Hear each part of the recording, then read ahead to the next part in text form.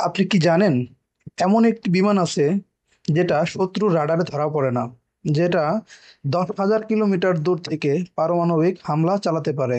হ্যাঁ, কথা বলছি পৃথিবীর সবচেয়ে গোপনীয় ও ভয়ঙ্কর যুদ্ধবিমান বি-2 স্পিরিট বোম্বার নিয়ে।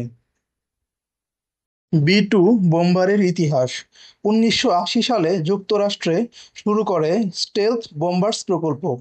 ১৯৮৯ সালে প্রথম বি-2 বোম্বার উড়ান দেয়। এটা তৈরি করে নর্থ্রপ গ্রুমান। মাত্র ২১টি তৈরি হয়েছে। প্রতি বিমানের দাম $2 বিলিয়নেরও বেশি। স্টেলথ প্রযুক্তি কিভাবে কাজ করে? এর ডিজাইন এমন যে রাডার সিগন্যাল রিফ্লেক্ট হয় না। স্পেশাল ব্ল্যাক কোটিং রাডার শোষণ করে। ইনফ্রারেড হিট সিগনেচার সাউন্ড সব দিক থেকেই অদৃশ্য। আকাশে উড়ে নিঃশব্দে, যেন ঘুমন্ত শত্রুর উপর নিঃশব্দ মৃত্যু। বোম্বার বি-2 এর ক্ষমতা: উড়ে ১,০১০ কিলোমিটার/ঘন্টা গতিতে একটানা ১১,০০০ কিলোমিটার উড়তে পারে। পারমাণবিক ও প্রচলিত বোমা দুই বহন করতে পারে।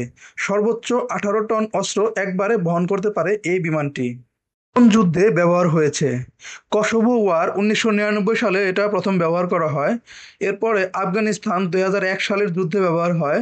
এরপর ইরাক ওয়ার ২০০৩ সালে ব্যবহৃত হয়। গোপন মিশনেও ব্যবহৃত হয়েছে, যেখানে শত্রুরা টেরই পায়নি। এর পরিকল্পনা: বি-2 কে রিপ্লেস করবে বি-21 রাইডার ২০২০ এর পর নতুন প্রজন্মের স্টিলথ বোম্বার।